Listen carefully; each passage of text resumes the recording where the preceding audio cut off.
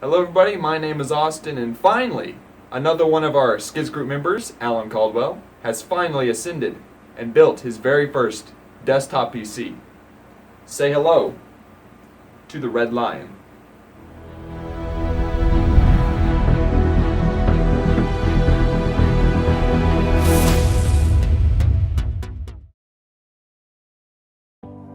Alright, so this build was actually put on hold for almost half a year, being that Alan couldn't build it until the summer. So we had originally bought several parts of the build during January and waited until only about a couple of days ago, according to the date of this video, to buy the rest of the computer. But once he had bought the rest of the computer, the build was on. As per usual, the building process went as followed. First, I installed the processor into the motherboard. Pretty simple, just insert and lock the bracket into place. Next was the most challenging part of the build, figuring out how to install the air cooler onto the board. I have no idea why every cooler has a different system for mounting the brackets onto the motherboard, but it's a good thing that the manufacturers include instructions in order to solve this. Once the backplate was installed, it was just a matter of applying thermal paste, in this case Arctic Silver 5, and screwing on the air cooler. Then I slapped in the RAM. Simple process, not much to explain there. Before I installed the motherboard, I decided to install the fans in the case. Alan bought 4 for this build. The first went in the front panel that intakes air into the system. The second was at the bottom, also as an intake.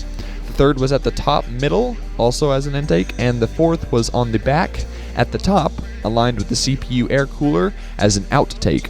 One of our members, Andrew Hennessy, said that this creates a massive vortex of cool air that cycles on the inside and exits out the rear. Seemed logical and worked well on the thermal measurements after the build. After the fans, I clipped in the motherboard I/O cover and screwed in the pre-assembled motherboard from earlier. Next was the ever so mini cables power supply. This case has the power supply at the bottom and has the cables run from a bottom cutout to behind the motherboard. I went ahead and ran some of the power supply cables to the designated areas of the motherboard and then the graphics card. Then I went ahead and quickly installed the Wi-Fi card just to get it out of the way. Afterwards, Andrew Hennessy, for whatever reason, wanted to install the graphics card, so I let him do that. Next, I installed the SSD, which lies on top of the power supply so it can be seen through the window. The hard drive was installed in the hard drive cage and... oh god, the disk drive. Oh god.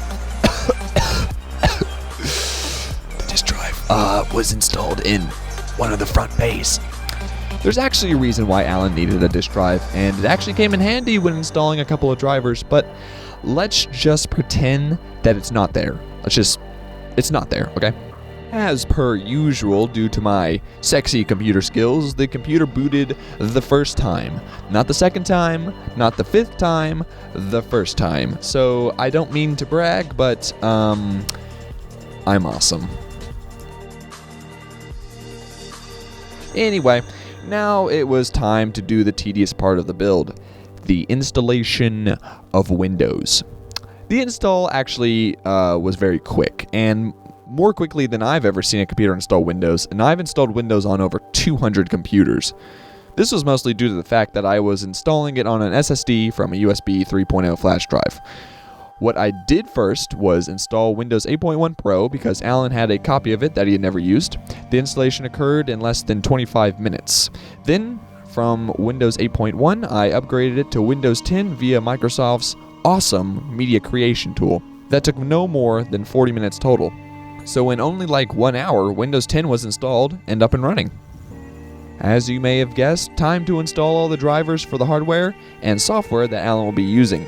That didn't take long, maybe about 45 minutes of internet browsing and installing. Afterwards, I gave Alan some SkitsGroup essentials, made the appearance awesome on Windows, and ran the benchmarks and game tests. Now before I give you the actual scores of the 3D Mark test, I want to tell you what the build consists of because I'm sure all of you have been dying to hear about it. So first, everything runs off of a Gigabyte GA H97M D3H Micro ATX motherboard. Alan bought it from Andrew Hennessy because it was his old one for $75.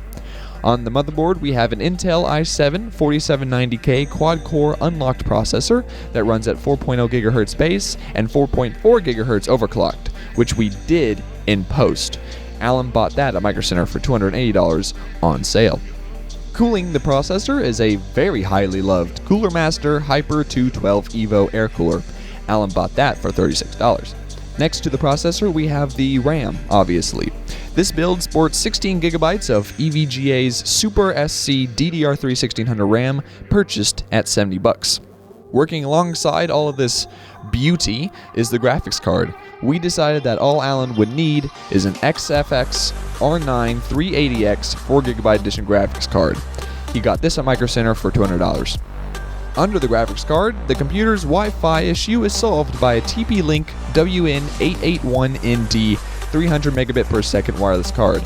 This was purchased for $20. For storage, there are two solutions. The first is an SSD.